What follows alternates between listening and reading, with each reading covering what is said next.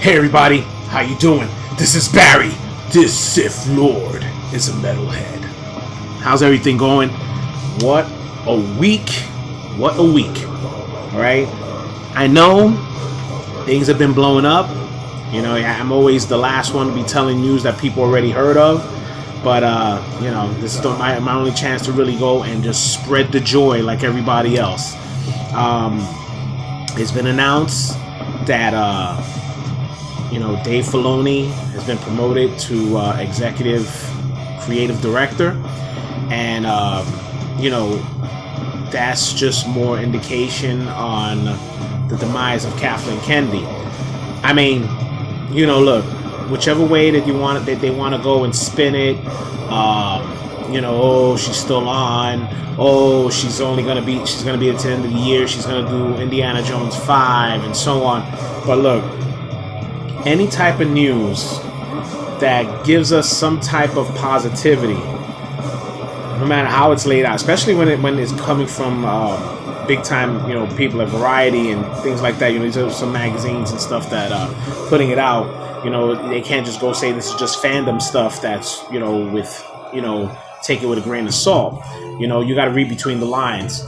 And a lot of the stuff that they've been putting out there has just been more pointing to the fact that she's gone, about to be gone, never coming back. Whether which way we do not want her with her hands on Star Wars ever again. And I'm truly thrilled. To me, it feels like that scene in Return of the Jedi. Luke Skywalker is the Star Wars fandom. Empress, you know, Palpatine, Kathleen Kennedy is striking us with the lightning, and Vader is Filoni, redeeming us and redeeming everything, and just tossing that, tossing it down the shaft, and you know, and giving us hope again. I just hope that, you know, with that being said, everything could try to tend towards more with the right storylines of Star Wars, George Lucas's lore. We really need that. We really do. We really need to have that type of stories back with the way Star Wars going, because it's like it was just so many years of lore and stories for Disney to just go and cut it all out and realize that they have a piece of shit in their hands. Okay, so with that being said, there was talk about that they were shelving the Rangers of the New Republic. I guess it's all. You know what? I guess in that thing, it's better that way, that they shelve it. They could figure out exactly what they're gonna do. Because, you know, let's just be real. You know, that show was based solely around Gina Carano and Cara Dune. You know, we don't know if when the smoke clears, they're gonna bring Gina back. I mean, it was a lot. You know, we already know there's been a lot of rumors, speculations. She was on the set of the Book of Boba Fett, and, you know, this, that, and the other. You know, people were speculating, and why would she want to come back? You know what? I'm sure, you know, sometimes, you know, you feel a certain kind of way on how you leave on certain terms with people, but when you realize those are the people you weren't really dealing with, and if the real heart of the people that want you back, you know, do want you back, I don't see why there would be a problem with her coming back. So, yeah, let's just keep our fingers crossed. You know, hopefully we'll get that show with her, and you know, we'll see all those great female actors together kicking ass. You know, that's all I can, you know, hope for. Right?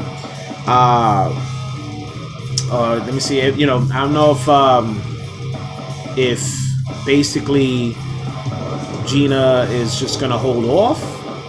You know, but, you know, she hasn't made any indication of anything. I'm sure that she's probably getting questions about what if, and maybe she's just has to keep it mum at this point. You know, maybe, you know, Favreau and Filoni are probably going in her ear, just telling her, look, let it die down. Once everything is super clear, you'll get that phone call. You know, of course, all that is speculation. You know, we could just, you know, hope in our head that's probably something that's what's going on. But we'll see. You know, hopefully everything turns out the way we hope, and we'll get that show back. Okay. All right, quick two reviews. Some couple of things I saw recently. I don't know if you guys are up to speed. You guys got to catch that Buckethead, which was basically a fan film talking about what basically the show. Well, it's basically through the eyes of the stormtrooper, their perspective, and it's fantastic, man. Again, Star Wars fan films show what Disney can't do. Disney for some reason just can't go and just give good content with true Star Wars lore, and this is another example of it. And it's fantastic. I'll leave the link on the description in case you guys so you guys can check it out. It is a fantastic fan film. It's up there for me with some of the best fan films I've seen. With Star Wars theories, Shards of the Past, the Darth Maul Apprentice. This is right up there. It's fantastic. Then we have the Bad Batch. Bad Batch episode 4 yesterday. It was actually pretty good. I didn't mind it. I thought it was an okay episode. We had a familiar face in the episode. Again, this is spoilers. All right, so if you don't want to hear what happened, I advise you to fast forward a couple of minutes so you don't hear nothing about the Bad Batch no more. Fennec Shan pops out in the episode. I guess she was hired to bring back Omega, to get Omega. And it's pretty good, man. They did a good job with her animation. She really looks like Fennec. Live action. They did a great job. I thought it was cool. I'm just interested to see who else is gonna pop up in this series. We'll see. The only thing that kind of like threw me off a little bit is the fact that this is right in the beginning of Order 6. It's just still in the early parts of Order 66. And basically it's right at that time where Luke is born. So you figure, between the Order 66, it's gonna go from Order 66 all the way to Return of the Jedi. That's about a 25 year window, right? Something like that. 25 years. We'll say 25 years or so. And right, 25. I gotta keep me up to date on my lore, but I'm gonna say 25 to 30 years. 25 to 30 years. So I'm a little concerned. I mean, I know that the actress Ming Chen, she's very she's up there in age, and her age, she still looks great for her age and stuff. But that would mean that she would have to be that age in The Mandalorian. So we'll say she's in her 50s, and come that 30-year timeline, she's probably in her early to mid 20s in in Bad Batch. But that's just me dictating things. I mean, I really don't care. At the end, I just want to see cool shit.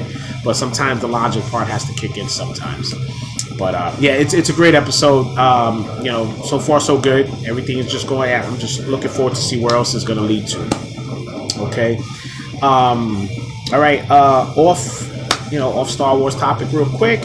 I just heard yesterday. Of course, Anna, that Star Wars girl. I saw her last video where she was. Of course, she's big. Henry Cavill. She big time. Says uterus explodes and the whole nine.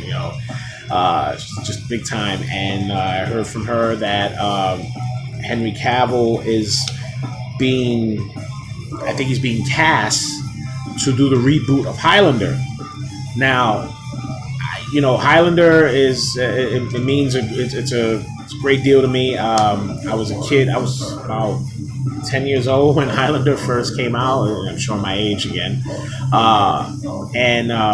That movie is just fantastic. Well, at least the original Highlander. The sequels were, second one was, I don't know why they even bothered with that second one. Changed the whole storyline, basically about them being aliens and stuff and whatnot. But the sequel, the second one was bad. The last one that they did with Mara Van Peebles was, The TV show was actually not bad. I actually enjoyed the TV show. I thought the TV show was pretty good. I have to check in how many seasons. I just remember watching it, and I thought it was a great show. But Henry Cavill as Connor McCloud, yo, I'm one who's very anti reboots and remakes and stuff. I'm one who always likes to stick to the originals. Especially if it's an iconic movie, I don't feel that you should even bother with it. But considering Henry Cavill having to play Christopher Lambert's role, and maybe with the technology today that they could do a lot more things. As long as they keep the swordplay, somewhat authentic, I don't have an issue with it. I think it would actually be pretty cool. There was a talk about, I think Anna was saying that, who they would get to play Sean Connery's role if they do that same type of setup. If they probably remake it or reboot it a certain way and they want to switch it around, I would say, why not get Christopher Lambert? Get Christopher Lambert to play that role as the one who teaches Connor McCloud, what's going on and stuff. I think that would be a nice way to honor his character, and I don't think he would have an issue doing it. At least I don't think so. But I think that would be pretty cool. I'm a big fan of Highlander. They had a comic book series that was out for a little while, and I thought it was a great comic book series that basically detailed Connor McCloud in between those years, all the way up to when it got to the 1984 Highlander. I think it was, I think it would be cool. I'm a big fan. I like Highlander, so we'll see. All right.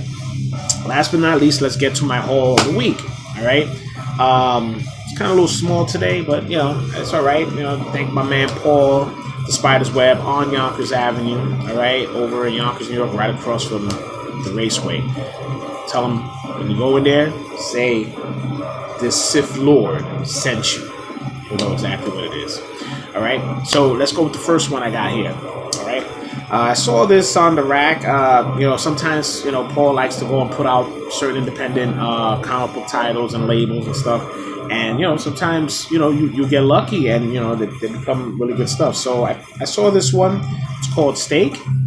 All right. It is from Scout Comics.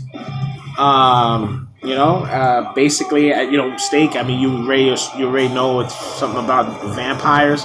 But what really got me was the panels and the colors. I don't know if you guys are aware that they in Marvel they had I think it was a Wolverine series, and now they have a Carnage series where it's called Red and Blood. It's basically dark black outlining drawings, and then everything else is like whatever red to bring it out and gives this cool thing. And they pretty much do the same thing on here, which I think it's pretty cool. I haven't started reading it yet. So far, it looks pretty good. It's got vampires. Can't go wrong with that, right? Okay. Then we go over here. We have another independent comic that Paul had up. It's called Project Neosis, Episode 0, and the creator Paul Thayer. There's the cover right there, so you guys can check it out. It's the cover. All right, it's Episode 0, and it's $5. And to me, for the panels, very very good. I for independent comic book, I am sold. All right. I mean, one thing is too, man. All right, you gotta think of it like this. I enjoy the fact that if you're gonna make a cool comic, it's gotta have some good art too. That's what a comic book is. Sometimes you want to go and look at it just to release on the artwork too, besides the story. I mean, you can have a great story and shitty artwork. And when you're reading a comic book, you want to have both. Because if it's all about the writing, then get a book. There's no point of getting a comic book, okay? Now, this, I haven't even took it out of the plastic, but, my man Paul told me to get this from Image. It was from Image Comics. It's a It's an image book. It's called Dracula, motherfucker. I mean, the title had me cracking up right there, but he knows I'm into, you know, supernatural and vampires and stuff. And you know, so basically, I guess it has something to do with Dracula's brides that they nailed him to the bottom of a coffin, and that was in 1889, and he wakes up in 1974. And I guess you know, it's here. I'll just read the synopsis. 1889, Dracula's brides nail him to the bottom of his coffin. Los Angeles, 1974. An aging starlet decides to raise the stakes. Crime scene photographer Quincy Harker, I guess you know who that could be, has proof, but will anyone believe him before he gets his very own chalk outline? And are Dracula's three brides here to help Quincy or use him as bait? So, you know, I guess it's just something that, you know, it sounds like something from the 70s. You know, I mean, I'm looking forward to reading that. Thanks, Paul. Then, of course, you know, Paul knows that I'm a big Godzilla head, but, you know, I mean,